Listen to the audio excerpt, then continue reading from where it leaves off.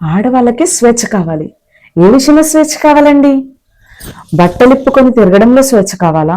నడి రోడ్డు మీద తాగి తిరగడంలో స్వేచ్ఛ కావాలా? దేంట్లో స్వేచ్ఛ కావాలి? చుడిదార్ వేసుకుంటే తప్పేముందండి?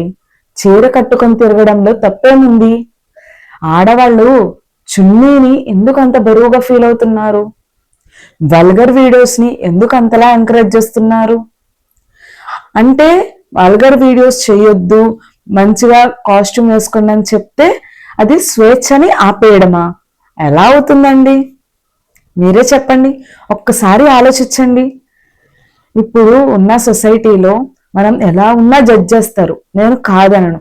స్వేచ్ఛ అనే పేరుతో బహిరంగంగా సగం బట్టలు వేసుకొని ఎక్కడికి పడితే అక్కడికి వెళ్తా వాళ్ళు కామెంట్ చేశారు, వీళ్ళు కామెంట్ చేశారు అని ఆలోచించడం దేనికి? మనం పద్ధతిగా ఉన్నప్పుడు ఎవరి నోరైనా మూసుకొని ఉంటుంది. అలాంటప్పుడు మంచిగా పంజాబీ డ్రెస్ కానీ, కుర్తా సెట్స్ కానీ, చున్నీ కానీ, చీరలు కానీ వేసుకుంటానికి ఎందుకు అంత ఇబ్బంది పడుతున్నారు? స్వేచ్ఛ అనేది మనం మాట్లాడే మాటల్లో ఉండాలి, హద్దు దాటి ఉండకూడదు. బట్టలు ఎప్పుడైనా హద్దు దాటి వేసుకోకూడదు. సగం బట్టలు వేసుకొని సగం ఒళ్ళు కనిపించేటట్టు ఇలాంటి లైఫ్ కాదండి మనకు కావాల్సింది. ఫ్రీడమ్ ఆఫ్ స్పీచ్ కావాలి. మనం జాబ్ చేసుకుంటానికి ఫ్రీడమ్ కావాలి.